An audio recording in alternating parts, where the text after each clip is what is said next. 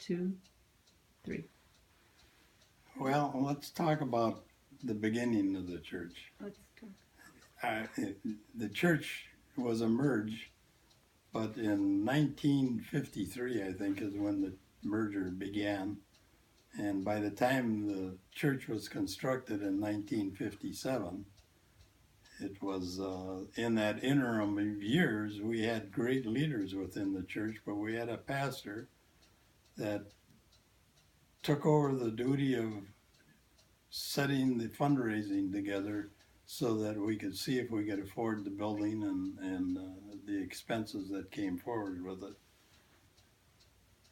And he had a program where he talked about tithing in your lifetime of being a member of your church. In the Bible, it tells us that 10% of your earnings should be your gift to your church. And in biblical times, it was probably crops and animals and things of that nature. It wasn't cold cash like we have in the United States of America.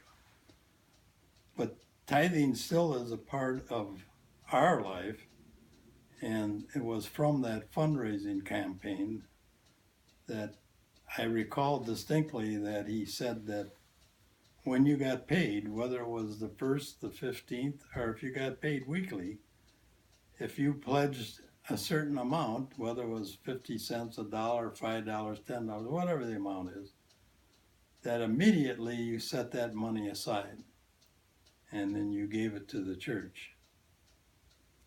And through the years in our lifetime, that has worked for us.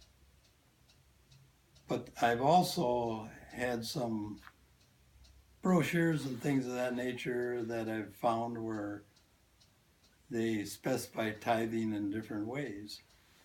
And we all, when we're young and going forward in life, have expenses that crop up unexpectedly. The kids need shoes or braces or whatever, need a new car, something happens that you always feel, well, you know, I've got that all pledged. I don't have money to pledge elsewhere. But that's the part of tithing, is if you set that money aside immediately and you don't use it, you give it, you'll find that God will replace that money twofold.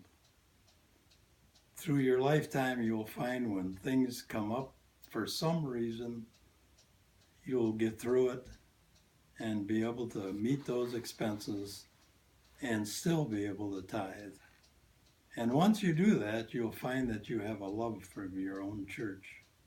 You've become a part of that church, and it's a part of your life.